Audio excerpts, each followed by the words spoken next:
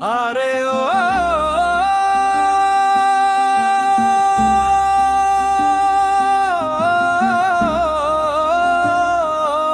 বন্ধুরে, তোর মায়া জালে পইরা আমার জীবন হইল নষ্ট। বুঝি নাই আগে তুই যে অভিনয় শ্রেষ্ঠ। হায় রে বন্ধু,